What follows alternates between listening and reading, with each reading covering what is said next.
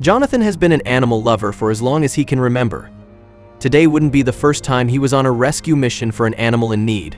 He loved nature and would often walk through the woods, and like so many other times, today was a day he'd be a helper to an animal in need. While on one of Jonathan's walks through the woods outside of the city, he was sure he heard an animal crying for help. He paused in the woods waiting to hear it again. It was only a few seconds until he heard the cry again. It was faint, but it was there, and most of all it sounded like a kitten. But how did a kitten get way out here? Jonathan was determined to find the lost kitten. Listening to the cries and taking careful, soft steps, he made his way through the forest. He thought he'd lost the kitten at one point when the crying stopped. Frightened he'd gone too far, Jonathan took a few steps back until he once again heard the soft crying. But before we start, smash the like button, subscribe, and hit the notification bell so you never miss out on our upcoming stories. Jonathan spent a few minutes looking over the little creature, trying to see if it had any wounds of any kind. The kitten seemed fine except for being alone and probably scared. But was it a kitten? The more he looked at it, Jonathan wasn't sure. The little moss bed that held the supposed kitten was strange and looked odd to Jonathan. This wasn't something very likely to be found in nature. Perhaps some animal had built it as a sort of nest. But still, an animal would be messier.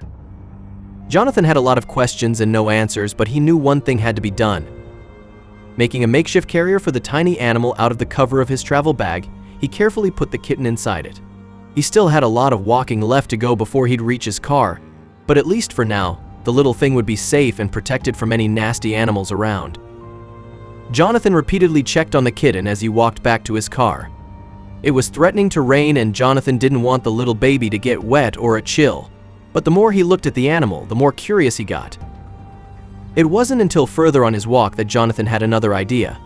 Maybe the animal wasn't native to this forest or area. A kitten wouldn't be native to around here, but at least it would make a bit more sense. It didn't really matter what the creature was. Jonathan was going to look after it and get it the help it needed. A shelter would probably take the kitten, but it needed to be seen by a vet first. The city was a half-hour's drive away. After another few minutes, Jonathan finally reached the parking lot. It didn't take him longer than 2 seconds to figure out something was very, very wrong. The parking lot was completely empty. There wasn't anyone there. That would be normal with the rain coming in, but his car was missing too. Recovering himself, Jonathan walked over to where he was sure he parked it. Thinking he could be wrong, he took a quick walk around the lot and searched for his car. It couldn't have been towed. He'd parked it right here in this lot. That was perfectly legal. He went back to the first spot and found a single clue. Bending down to the pavement, Jonathan found a lot of broken glass, small fragments that he had missed earlier. It was evident now that someone had broken into his car and stolen it. They'd had both the time and opportunity. Jonathan told the police what kind of car he had, the make, the model, where it had been, the license plate, and anything else he thought was important. The police told him they'd keep an eye out for it, but that was all they could do for now. Jonathan checked the Uber app first. No one was willing to drive that far out of the city to come and pick him up. Jonathan was willing to pay the price for a ride, but no one was interested. This didn't stop Jonathan yet. In a city that big, there were several taxi companies, but he lost hope as service after service turned him down. Jonathan was furious after the 6th company refused him. He was desperate, and it was starting to sprinkle rain now. He was going to hitchhike. While there weren't many cars that came down this road, one would have to come eventually. It was just a matter of time. Thankfully for him, he only had to wait about 10 minutes before a car came turning around the bend. Jonathan flagged down the car, and once he had their attention, put out his thumb showing he needed a ride. A middle-aged woman rolled down the window of her car. Jonathan explained what had happened to him, that his car had been stolen and he needed a ride into the city. As luck would have it, she was indeed heading to the city as well and had no problem picking up Jonathan to go with her. She seemed kind enough and believed his story. He sat down in the passenger seat, and from the moment he sat down, he heard a curious noise coming from the back seat of the car. Jonathan sat up, his mind on the animal that was cradled in his arms. Next to him, the woman's Labrador approached the bundle, slowly sniffing around it to figure out what was hidden inside. At first, Jonathan thought the dog had smelled a kitten and its motherly instinct had kicked in, but he quickly realized how wrong he was. Jonathan smiled at the bigger dog. Loosening his grip on the bundle that covered the kitten, he allowed the Labrador to come closer to the bundle. The Labrador was calm, and this led Jonathan to believe that the bigger dog would not pose a threat. Jonathan only realized his mistake once it was too late. The Labrador took a peek at the kitten and sniffed the tiny animal for a second, before suddenly growing alarmingly aggressive. The Labrador began to growl, showing her teeth before quickly getting reprimanded for her behavior by her owner. Jonathan closed his eyes as he silently hoped that a vet would be able to shed some light on the situation. Nodding his head, he stared straight with a determined look. There was a change of plans. He would be heading to a vet first. They arrived at the vet shortly after. The lady wished him luck and left him in front of the building. After checking in at the front desk, Jonathan sat in the waiting room, keeping the tiny creature nestled into the bundle to avoid agitating the other animals in the office. Jonathan held the animal in his hand, and the vet directed him towards a chair. He narrated the events that had occurred in the forest to the vet, who listened closely and took notes. Occasionally, the vet would ask questions, but the meeting only lasted about 10 minutes before Jonathan was asked to head back into the waiting room. Now that the baby animal was in the care of the vet, Jonathan could turn his focus to other important matters. For one, the theft of his car.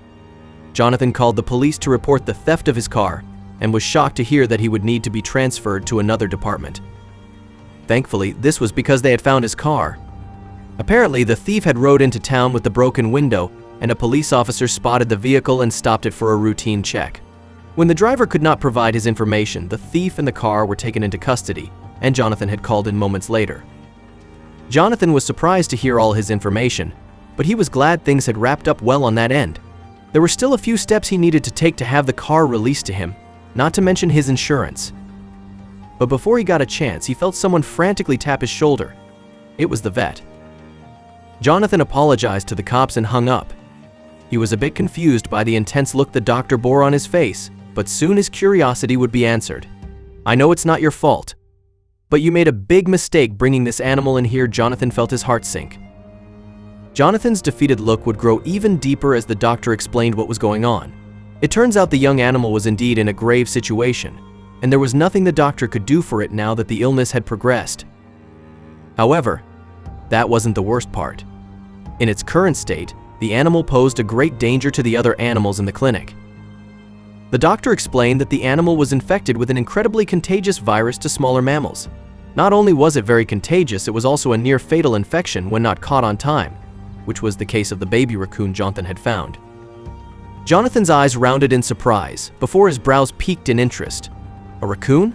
He almost laughed at the situation. His suspicions had indeed been right, and he was in fact not dealing with a kitten after all. But he truly would have never guessed the baby animal was a raccoon. The virus the raccoon was infected with was well known to the vet, who had been studying it for the past few weeks. It was recently widely reported in the area, and although it was most common amongst raccoons, rabbits, guinea pigs, hamsters, etc. were all prone to catching it. Jonathan was wary. What had he done? The doctor calmed him quickly. He explained that they had already isolated the raccoon at the back of the shop. However, both the vet and Jonathan would need a new set of clothes and a shower to prevent spreading the virus to other animals.